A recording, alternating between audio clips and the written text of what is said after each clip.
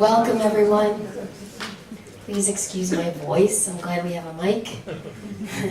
It's the season. Welcome once again for the second annual Favorite Poem Project of Bethlehem. We're so excited to bring community members together again to share poetry, and in doing that, share what is most important to us. I just want to acknowledge that this is a national program. The National Favorite Poem Project was founded by Robert Pinsky, who was the Poet Laureate of the United States. And the goal of the national program is to celebrate, document, and encourage poetry's role in American lives. Now, Sue Lucrezi and I founded the local Bethlehem chapter of the Favorite Poem Project last year. And our goal is to really build bridges between diverse members of our community via poetry.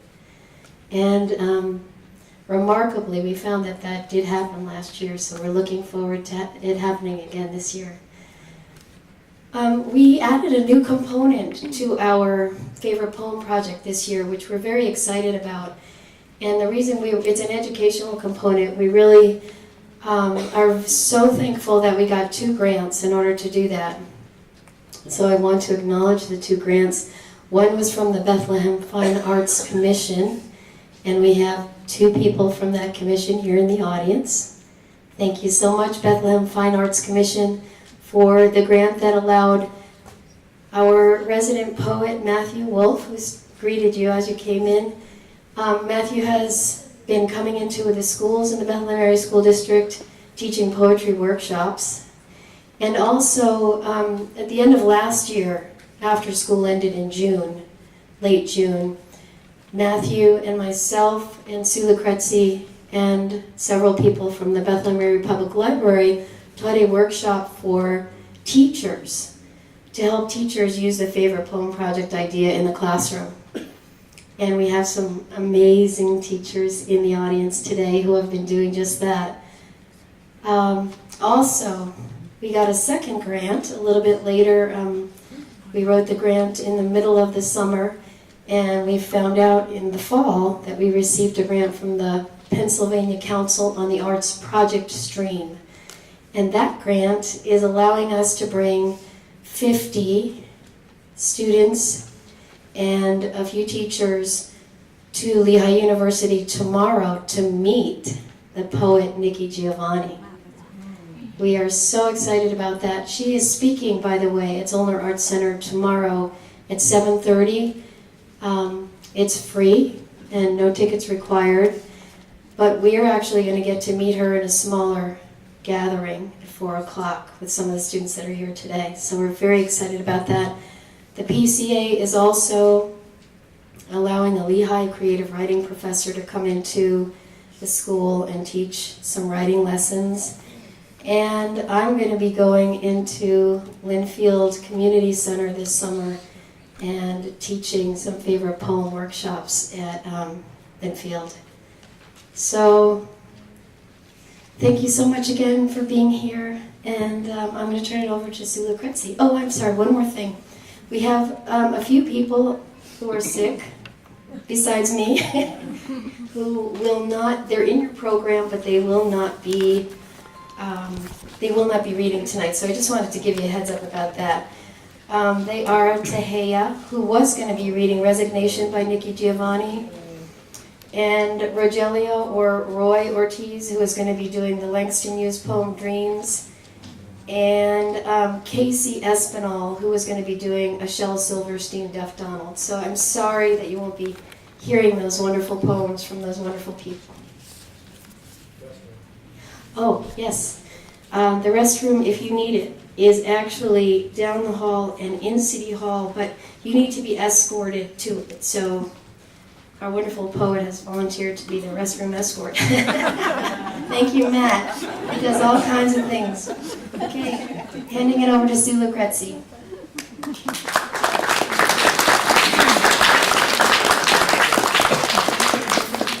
Thank you. I just want to thank make sure we thank the grocery stores who provided all of our reception goodies. We have Giant, Shop right and price right. All you had to do was ask, and they gave us gift cards. So all the reception it's all donated goods. I also want to acknowledge Dong Tran. Dong, he was one of our readers last year, and now he was back here this year to help us, and we're so proud of Dong. He graduated from Freedom in Liberty. Whoa, he graduated from Liberty this year. And we're so proud of him. Right now he's working hard and making money for college. Right, Dong? Yes. So it's great. We're Facebook friends, so we can keep up with each other that way. So he's a great asset to our community. Today I went to Liberty and Freedom and Northeast to hear their readers, and it was a great day. We had so many submissions from the high school, from the schools, and I believe every one of those readers could be up here. And we have to thank the teachers for that, so I'm going to acknowledge the teachers. Ann Sipos from Liberty. Take a, yeah, there's Ann. Karen Buchanan from Freedom. Dawn Brockwell from Brockville. Amy Kravitz from Clearview. And Sherry Mortson from Northeast. Her reader was sick, so Sherry couldn't make it either. But let me tell you something, BASD is doing a pretty awesome job with these kids. And that's all from me. I think we need to get on to the stars of the show.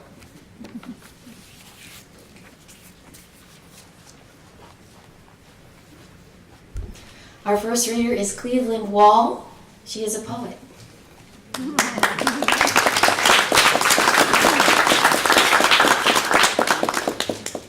Hello, let's see, I think this might need a little adjusting.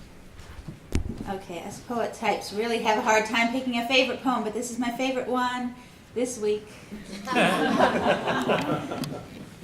The Frivolous Cake. A freckled and frivolous cake there was that sailed on a pointless sea, or any lugubrious lake there was, in a manner emphatic and free. How jointlessly and how jointlessly the frivolous cake sailed by on the waves of the ocean that pointlessly threw fish to the lilac sky.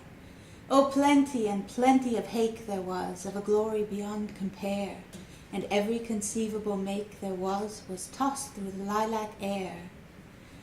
Up the smooth billows and over the crests of the cumbersome combers flew the frivolous cake, with a knife in the wake of herself and her currenty crew. Like a swordfish grim it would bounce and skim this dinner knife fierce and blue, and the frivolous cake was filled to the brim with the fun of her currenty crew. Oh, plenty and plenty of hake there was, of a glory beyond compare, and every conceivable make there was tossed through the lilac air. Along the shores of the elegant isles, where the catfish bask and purr, and lick their paws with adhesive smiles, and wriggle their fins of fur, they fly and fly neath the lilac sky, the frivolous cake and the knife, who winketh his glamorous indigo eye in the wake of his future wife. The crumbs blow free down the pointless sea to the beat of a cakey heart, and the sensitive steel of the knife can feel that love is a race apart. In the speed of the lingering light are blown the crumbs to the hake above, and the tropical air vibrates to the drone of a cake in the throes of love.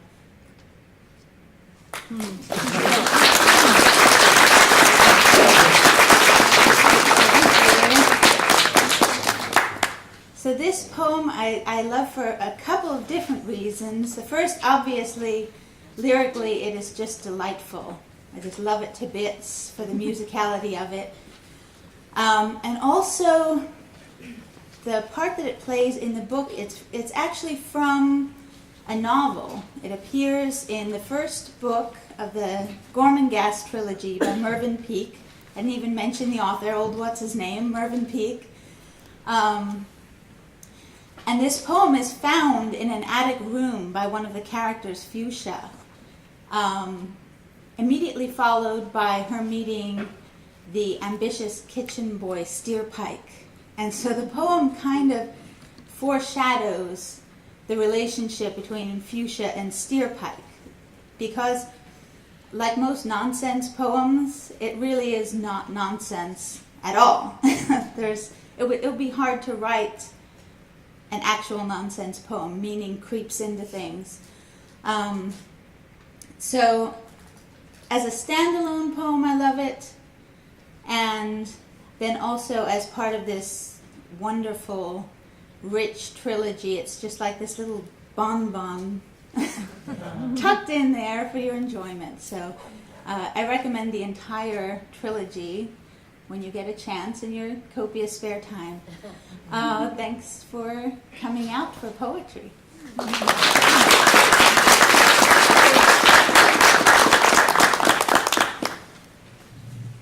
Thank you so much, Cleveland. Lest the readers to follow are nervous that you had to memorize your poem, no worries, you did not. Most readers will be reading. Our next reader is Ryan Mitzsteifer.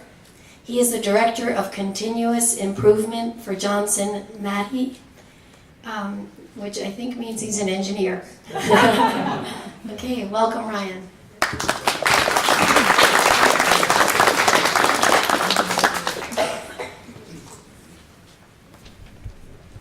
Hello, thank you for the great start. I have a piece of paper. I have quite a long piece to read here, so that spares you a lot of exposition about myself and my feelings on the poem. But the reason I love this poem is it's kind of a paradox. It's very personal to the writer, Stephen Dunn, but it contains a universal truth too, and through all the images and deep-seated memories that he writes in this poem, there's often parallels that I tie to it. I'm sure you will tie some personal experiences to those memories as well. The universal truth being, we don't have a lot of time on this earth, right? So that's a little depressing a thought to share with all of you. But this poem also invigorates me every time I read it. So even though we don't have a lot of time on this earth and the memories are fleeting in that short period of time that we do have, it makes you think more about living in the present and living for the future and making your mark that will last for your children and your children's children, so on and so forth. So, The Vanishings by Stephen Dunn. One day it will vanish, how you felt when you were overwhelmed by her, soaping each other in the shower, or when you heard the news of his death there in the T-Bone Diner on Queens Boulevard amid the shouts of short-order cooks, Armenian, oblivious. One day, one thing, and then a dear other will blur, and though they won't be lost, they won't mean as much. That motorcycle ride on the dirt road to the deserted beach near Cadiz, the Guardia mistaking you for a drug runner, his machine gun in your belly, already history now, merely your history, which means everything to you. You strain to bring back your mother's face and full body before her illness, the arc and tenor of family dinners, the mysteries of radio, and Charlie Collins, 8 years old, inviting you to his house to see the largest turd that had ever come from him, unflushed. One day, there will be almost nothing except what you've written down, then only what you've written down well, then little of that. The March on Washington in '68, where you hope to change the world and meet beautiful, sensitive women, is choreography now. Cops on horses, everyone backing off, stepping forward. The exam you stole and put back unseen has become one of your stories, overtold, tainted with charm. All of it, anyway, will go the way of icebergs come summer, the small chunks floating in the Adriatic until they're only water, pure, and someone taking sad pride that he can swim in it, numbly. For you, though, loss, almost painless, that senior prom in the Latin Quarter, Count Basie and Sarah Vaughan, and you just interested in your date's cleavage and staying out all night at Jones Beach, the small dune fires fueled by driftwood. You can't remember a riff or a song, and your date's a woman now, married, has had sex as you have, some few thousand times, good sex and forgettable sex, even boring sex. Oh, you never could have imagined back then, with the waves crashing, what the body could erase.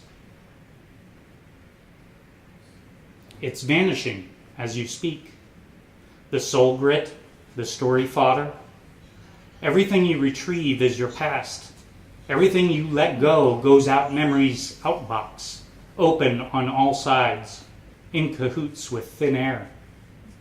The jobs you didn't get vanish like scabs. Her goodbye, causing the phone to slip from your hand, doesn't hurt anymore.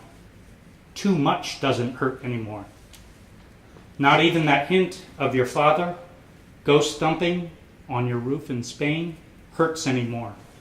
You understand and therefore hate because you hate the passivity of understanding that your worst rage and finest private gesture will flatten and collapse into history, become invisible like defeats inside houses. Then something happens which won't vanish fast enough. Your voice fails, chokes to silence. Hurt hurts. Every other truth in the world, out of respect, slides over, makes room for its superior. Thank you.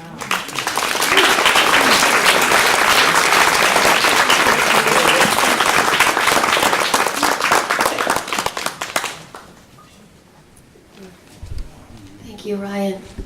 Our next reader is Caitlin Mast, and she is from Clearview Elementary School. She's a 5th grader.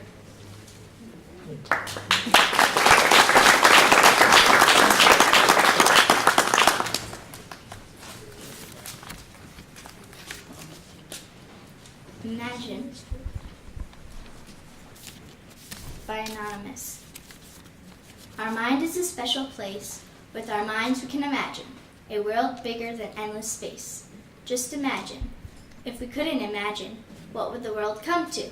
If we had no mind to create our lives our way, or had no hope of another sunny day, we wouldn't be able to stand it. We would just fade away. This is why imagination needs to spread and stay. So create new creatures, worlds, and ways, because our minds filled with imagination shall forever stay.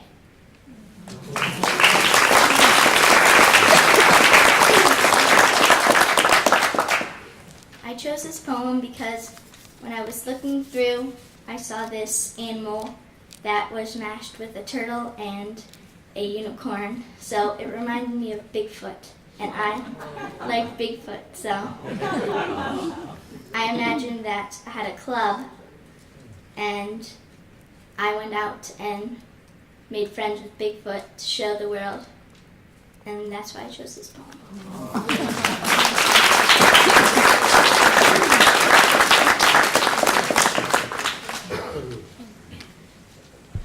Thank you so much, Caitlin. Our next reader, is Officer Stephanie Molnar from the City of Bethlehem Police Department.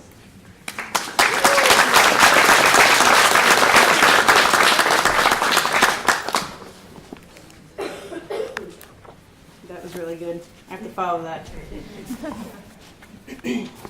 This is Picture Puzzle Piece by Shel Silverstein. One picture puzzle piece lying on the sidewalk, one picture puzzle piece soaking in the rain. It might be a button of blue on the coat of a woman who lived in a shoe. It might be a magical bean or a fold in the red velvet robe of a queen. It might be the one little bite of the apple her stepmother gave to Snow White. It might be the veil of a bride or a bottle with some evil genie inside. It might be the small tuft of hair on the big bouncy belly of Bobo the bear. It might be a bit of the cloak of the Witch of the West as she melted to smoke. It might be a shadowy trace of a tear that runs down an angel's face. Nothing has more possibilities than one old wet picture puzzle piece.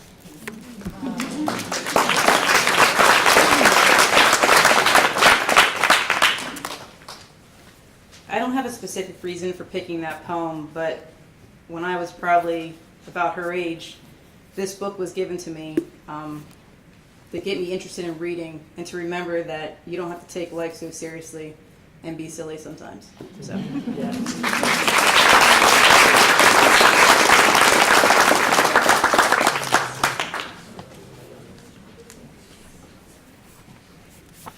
Thank you, Stephanie. Our next reader is Carmen Curry. He is from Freedom High School. Welcome, Carmen. Sorry, Cameron Curry. I'm so sorry, Cameron.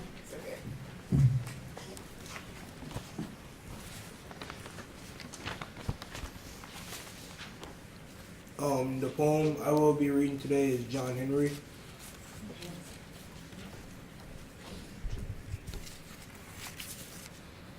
When John Henry was a little baby, sitting on his papa's knee, he picked up a piece of hammer. He picked up a hammer and a little piece of steel and said, "Hammer's gonna be the death of me. Lord, Lord, hammer's gonna be the death of me." The captain said to John Henry, "I'm gonna bring that steam drill around. I'm gonna bring that steam drill out on the job. I'm gonna whoop that steel one down.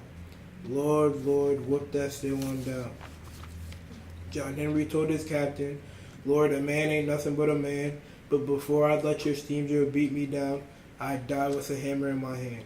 Lord, Lord, die with a hammer in my hand." John Henry said to his shaker, "Shaker, why don't you sing? Because I'm swinging 30 pounds from my hips on down. Just listen to that cold steel ring. Lord, Lord, listen to that cold steel ring." Now the captain said to John Henry, "I believe that mountain's caving in." John Henry said right back to the captain, "Ain't nothing but a hammer catching wind. Lord, Lord, nothing but a hammer catching wind." Now the man that invented the steam drill, he thought he was mighty fine, but John Henry drove 15 feet. That steam drill only made 9. Lord, Lord, steam drill only made 9. John Henry hammered in the mountains. His hammer was striking fire, but he worked so hard it broke his poor heart. He laid down his hammer and died. Lord, Lord, laid down his hammer and died.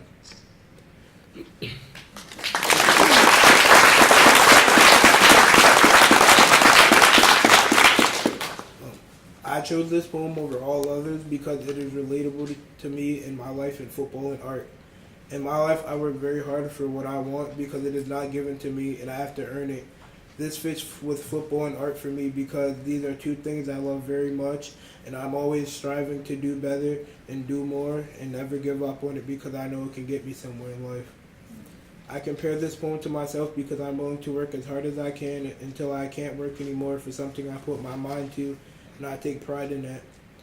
Not everyone knows how to work for something because it's either given to them or they just don't want it, and that's what sets me apart from others, and that's how I connect this poem to my life.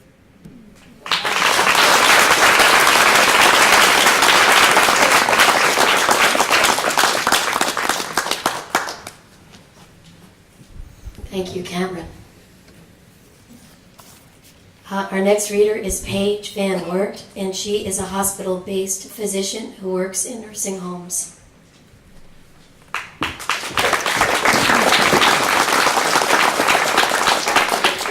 Hi. That was an awesome poem about John Henry. I loved it. My poem is by Marge Piercy. It's called To Be of Use. The people I love the best jump into work head first, without dallying in the shallows, and they swim off with sure strokes almost out of sight. They seem to become natives of that element, the black, sleek heads of seals bouncing like half-submerged balls. I love people who harness themselves, an ox to a heavy cart, who pull like water buffalo with massive patience, who strain in the mud and the muck to move things forward, who do what has to be done again and again. I want to be with people who submerge in the task, who go into the fields to harvest and work in a row and pass the bags along, who are not parlor generals and field deserters, but move in a common rhythm when the food must come in or the fire be put out. The work of the world is common as mud. Botched, it smears the hands, crumbles to dust.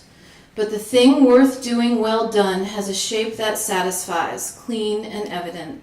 Greek amphoras for wine or oil, Hopi vases that held corn are put in museums, but you know they were made to be used. The pitcher cries for water to carry and a person for work that is real.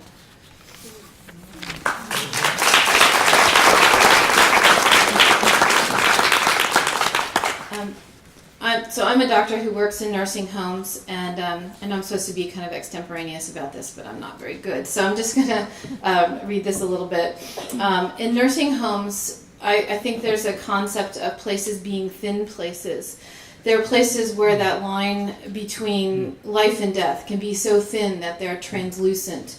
The concept of thin places is ancient, and it's seen that it's a place where the door between this world and the next is cracked open and the light can spill through just momentarily, and the light is not all on the other side. And that holy light shines through the crack onto the backs of the housekeepers in the nursing homes where I work, who toiled to make the floors bright, on the aides who give out hugs again and again and again to their frail and lonely patients, to the nurses who know how to comfort a dying patient and make them feel okay. To me, the people I work with in nursing homes and my own care team and my family, they're like the water buffalo in the poem, who strain in the mud and the muck with massive patience to move things forward, to do the work that must be done. These thin places, like nursing homes, are hard places to work, but they're replete with grace. This poem has been with me for over a decade. Whenever I walk into the doors of a hospital or a nursing home and I don't know what clinical or ethical problem is going to be put in front of me, it helps me keep my back strong and my eyes bright for the job that I have to do. But even more than myself, I think it represents the wishes of many of my frail and dependent patients. They want nothing more than to be of use. They punish themselves for the perceived burden that they put on others. This poem to me distills how the soul cries out for work that is real, and how grace floats amongst us in these thin places.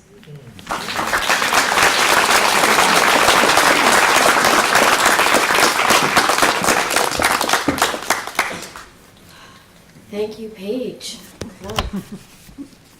Okay.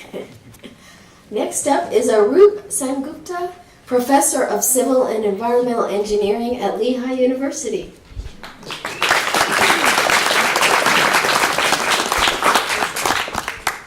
Good evening, and wonderful being here. And long time ago, when I was in 8th grade, I had to read this particular poem. Not that I read it, it was included in the curriculum.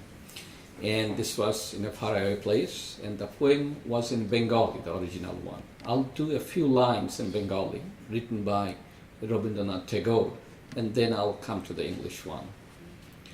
Chitta jetha bhoy shunno, uchcho jetha shir, gyan jetha mukto, jetha griher prachir, apono prangono tole, divasho sorbori, বসুধারে রাখে নাই খণ্ড ক্ষুদ্র করি. Rabindranath Tagore wrote this poem in 1908. In 1912, at the request of an Englishman who himself was an author, artist, sculptor, intense record, he translated this poem along with other 102 in English.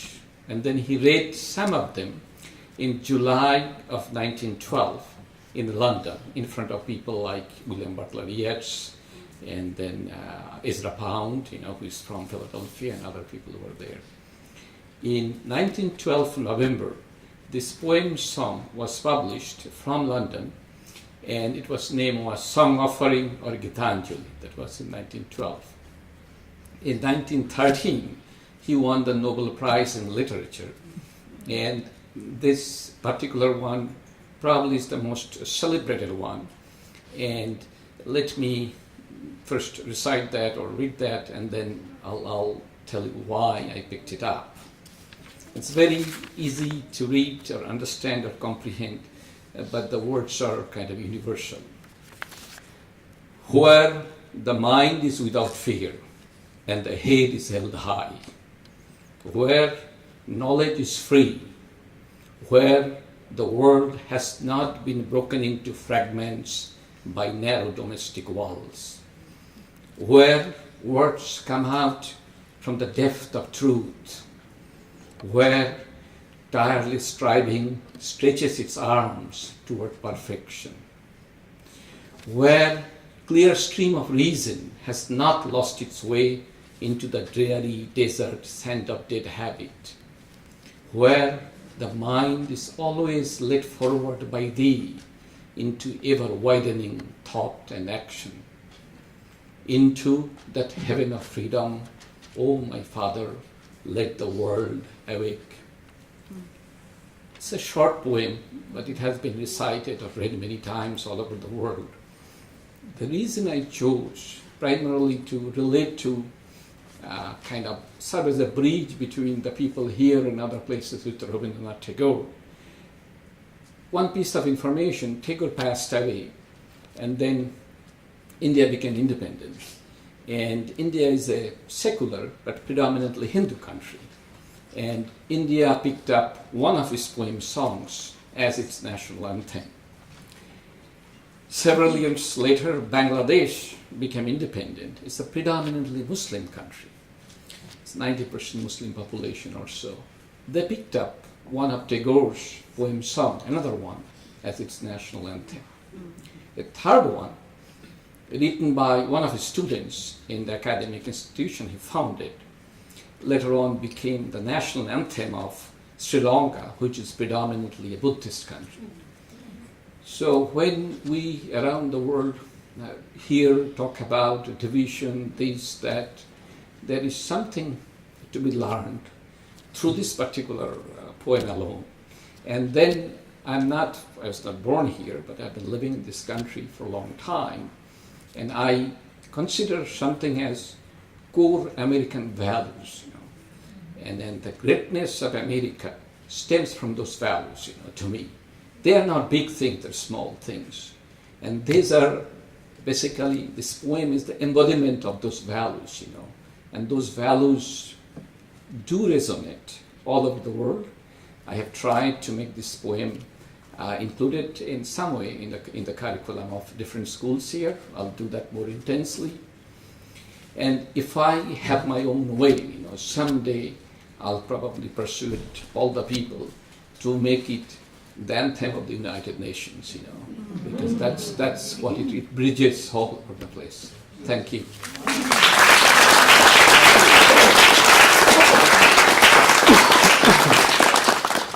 Our next reader is Hector Rodriguez, and he is a 10th grader at Liberty High School. Welcome, Hector.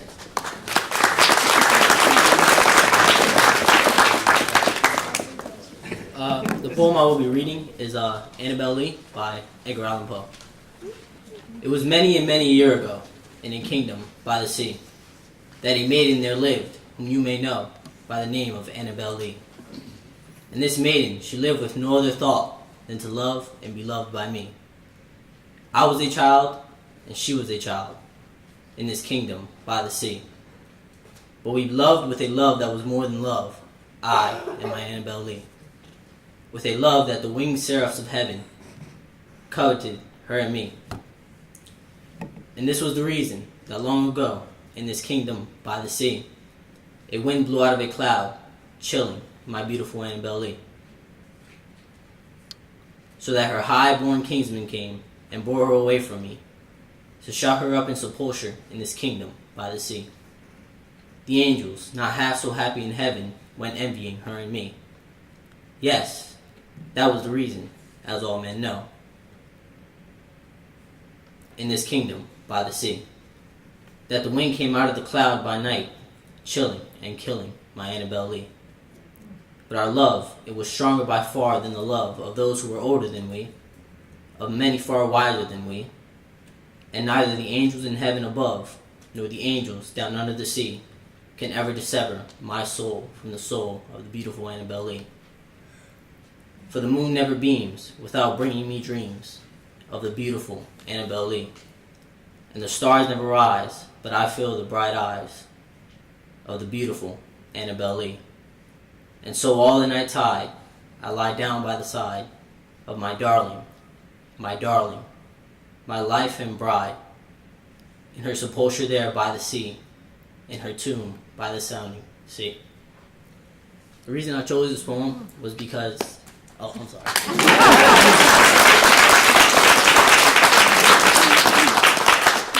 I chose this poem because Edgar Allan Poe was first introduced to me in 4th grade, and I've had a love for him ever since. You know, I feel like the way that he speaks and the way he writes his poems is like the Raven sent a chill down my spine. The Castle of Amontillado was amazing. But Annabelle Lee stood out to me because it amazed me that somebody could have this much love for another person. Thank you.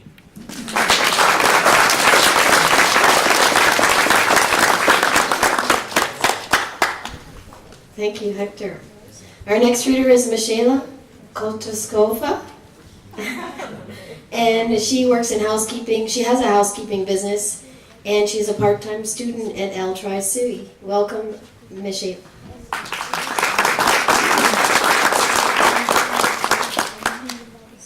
Hello. I'll be sharing with you a poem from my native land, the Czech Republic. Jak lvové bijemo mříže, like lions beating against bars, by Jan Neruda. Jak lvové bijemo mříže, jak lvové v kleci jatí. My bychom vzhůru k nebesům, a jsme zde zemí spjatí. Nám zdá se zvěst, že vane hlas, nuž pojďte, páni, blíže, jen trochu blíže, hrdobci, jimž hrouda nohy víže. My přijdem, odpusť, matičko, již si nám země malá, my blesk k myšlenkám spřaháme a noha parou cvalá. My přijdem, duch náš roste výš a tepny touhou bíjí, zimniční touhou po světech div srdce nerozbíjí. My přijdem blíž, my světu dožijeme, my bijem omříž ducha lvy a my je rozbijeme.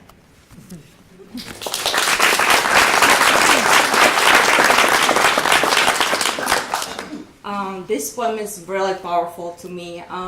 It was written in late 1800s, and it is a celebration of the science and going to the moon and discovering the places in the universe. And it talks about the longing of a human race for knowledge and knowing more and just go beyond to another worlds. I love this poem because the author, he describes humans as lions kept in these cages because of the gravity of Mother Earth that keeps us down. And it brings me a little bit of nostalgia. It's a bittersweet memories of when I felt like I had to be this lion to break out of the cage when I left the Czech Republic and escaped the alcoholism. So I'm happy I could share this with you today. Thank you.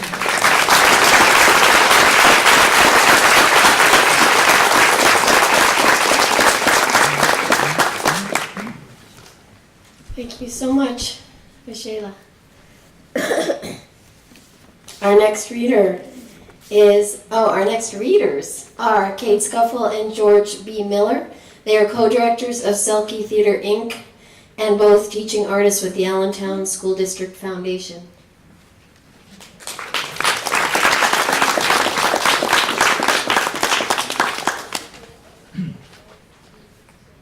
Who gets the mic? Share. This is The Low Road by Marge Piercy. What can they do to you? Whatever they want. They can set you up. They can bust you. They can break your fingers. They can burn your brain with electricity, blur you with drugs till you can't walk, you can't remember. They can take away your child, wall up your lover. They can do anything that you can't stop them from doing. How can you stop them? Alone, you can fight, you can refuse, you can take what revenge you can, but they roll over you. But two people fighting back to back can cut through a mob. A snake dancing file can break a cordon. An army can meet an army. Two people can keep each other sane, can give support, conviction, love, massage, hope, sex. Three people are a delegation, a committee, a wedge. With four, you can play bridge, start an organization. With six, you can rent a house, have pie for dinner with no seconds, hold a fundraising party. A dozen make a demonstration, 100 fill a hall. 1,000 have solidarity and your own newsletter. 10,000 power and your own paper. 100,000 your own media. 10 million your own country. It goes on one at a time. It starts when you care to act.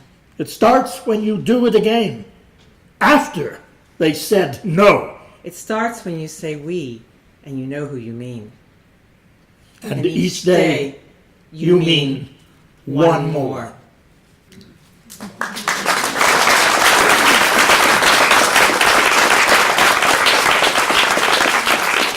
I was very fortunate to come upon this poem by Marge Piercy when Saki Theater produced a play by the name of The Voices of a People's History of the United States.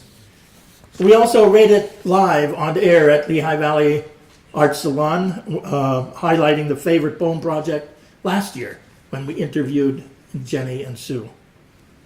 This poem presents to me a message never to be forgotten, a celebration of unity and solidarity. The key word, of course, is the we of me, and the me of we. For me, not so grand, but my father was a labor organizer and activist in Pittsburgh, and we grew up in a mill town, a very blue-collar neighborhood and world. And he was a big inspiration to me because he was very political, very active, again, very much an activist, but imparted a sense of the importance of that road being taken with joy and not bitterness, with hope, not anger. And as he said to me once, it was a never-ending job. You take it on and you don't expect anything overnight. It's what you do for the rest of your life. You put your shoulder to that wheel, like the other Marge Piercy poem, which I love, and you do that work, the quiet, hard, long work. And you create a revolution that, as Emma Goldman said, you can dance at, one filled with joy as well. So, I don't know, I think just in the current atmosphere of our election period and time, it's lovely to think of caring to change the world being a joyful thing, a community thing, and something we do together. Hear, hear. So.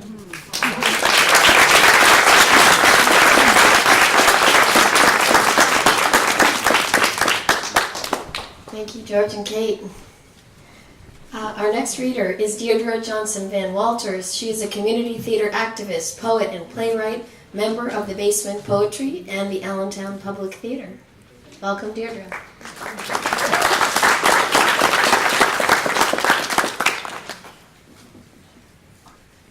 Hello, everybody. This is just Deirdre Johnson, but it used to be Van Walters.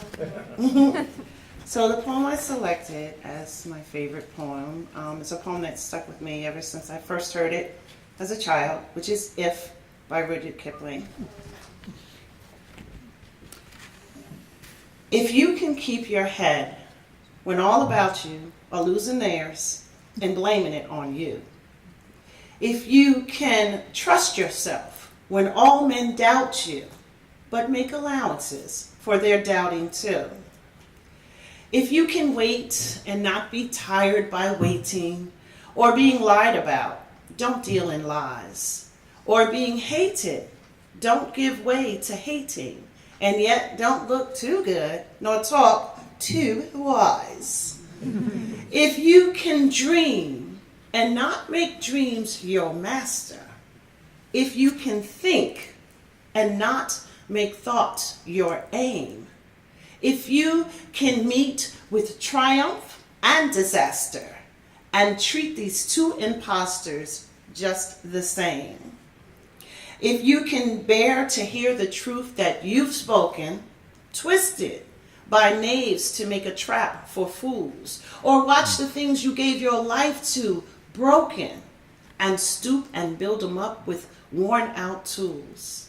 If you could take one heap of all of your winnings and risk it on one turn of pitch and toss and lose and start again at your beginnings and never breathe a word about your loss.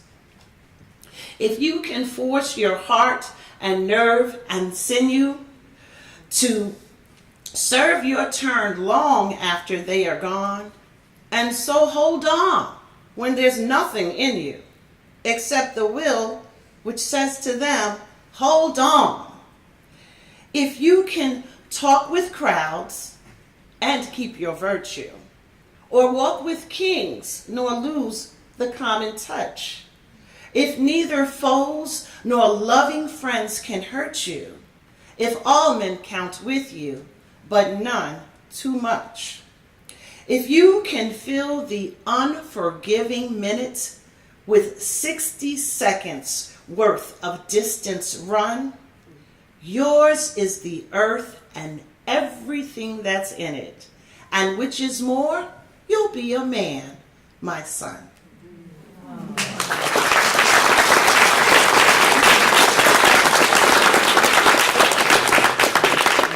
So I selected this poem again, like it just always stayed with me, and even though obviously Rudyard is speaking to his son, but also he had some other folks in mind, I still see this piece as universal. It speaks to all of us.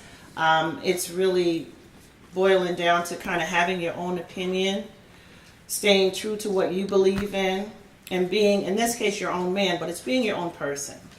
And it's all about balance. I don't really have much more to say other than that, so thank you.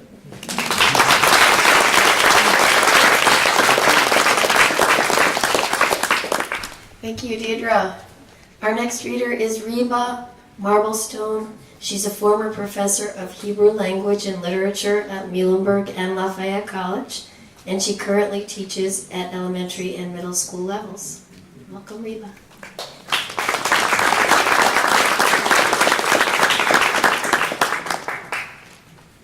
Thank you. Thank you. A couple of months ago, I was looking through my collection of unread New York Times magazines, and I came across this very short poem, and it had such an impact on me. It affected me. It was sad and very real. It speaks about children experiencing war.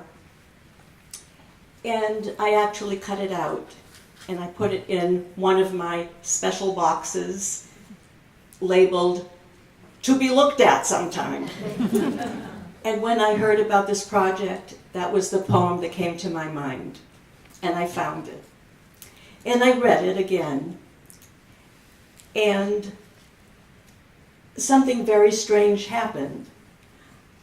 I thought I got it the first time I read it. But the second time, I got something else. And then I looked at it and I realized what was happening. I wasn't really losing my mind. It was that the poem was not written in sentences, but rather in 3 or 4 word clusters, separated from the next cluster by long spaces. And they were also haphazardly, or perhaps the poet meant purposely, placed on the page. Up, down, side, all over. And then I noticed there were no capital letters, which of course would indicate the beginning of another sentence.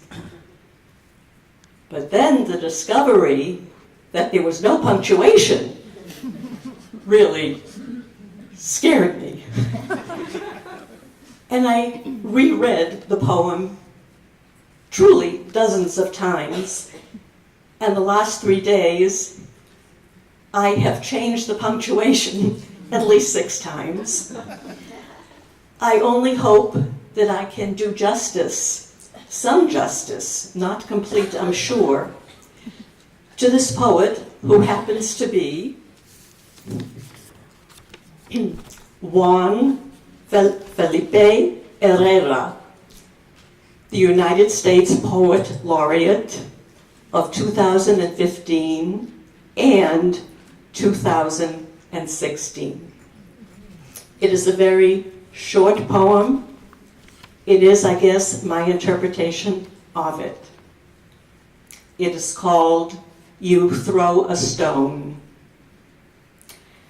You throw a stone, I throw a stone. I throw a stone, you throw a stone. And then a rocket comes down. And here we lay, next to each other. We are brothers in a way. Without a sky, my father's house is empty, and your mother's house has no amber light as it once had. Even the sun cannot penetrate. The open field where you and I once played in our separate dreams now burns and burns. Those stones, what were they? Where did they come from?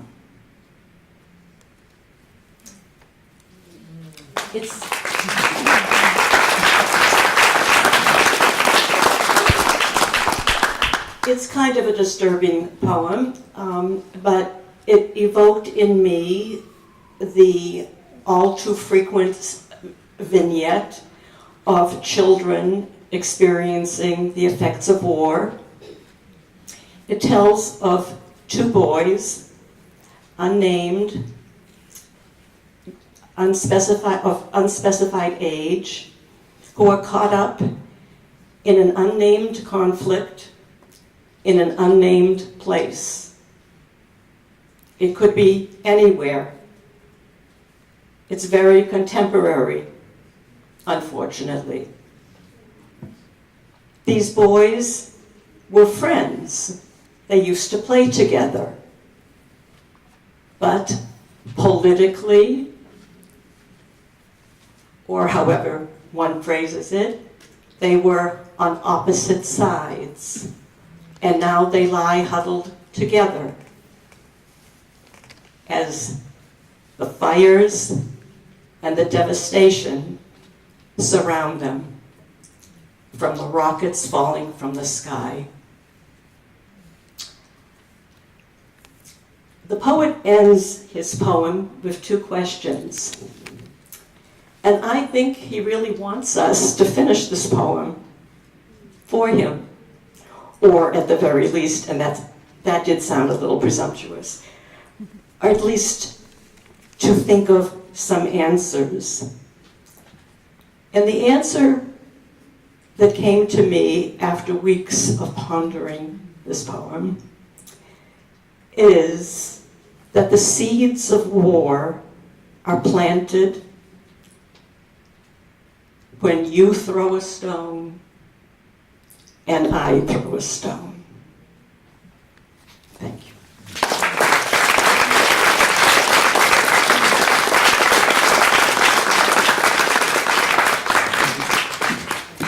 Thank you, Reba. Our last reader is Andrea Hunt Castillo. She's a reading specialist and a teacher at the Bethlehem Area School District Elementary School, Freemansburg. Welcome, Andrea.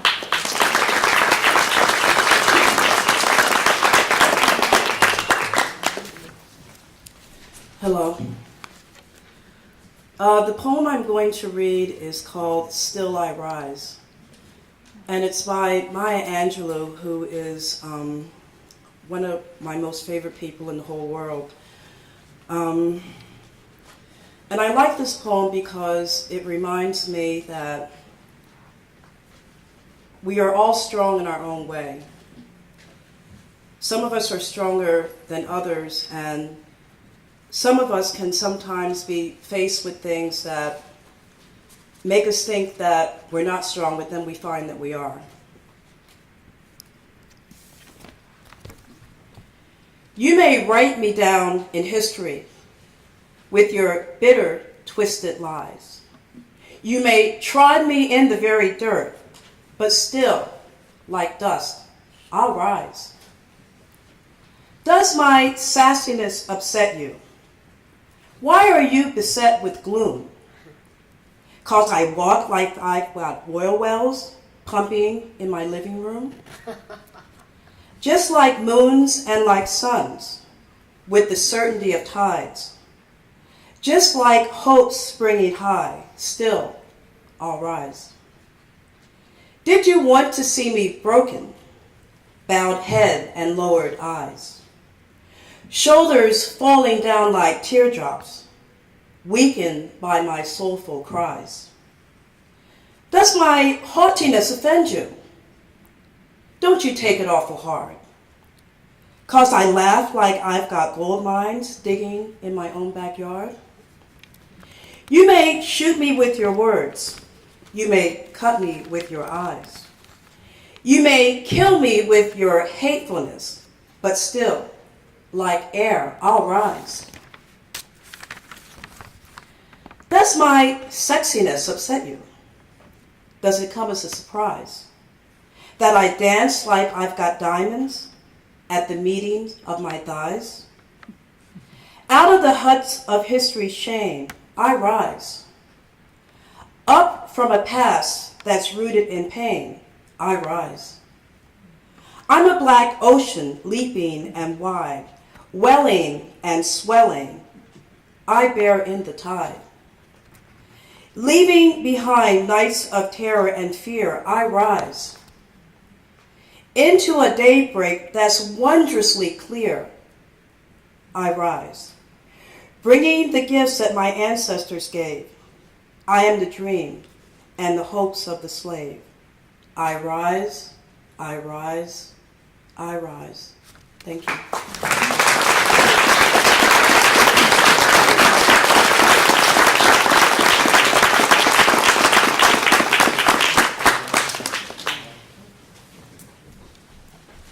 Thank you, Andrea. Andrea was our last reader. We do have food out in the lobby here for a reception. We'd love for you to meet one another and talk if you can stay. So thank you so much, everybody, all the readers and the grant givers and the audience. Thank you again.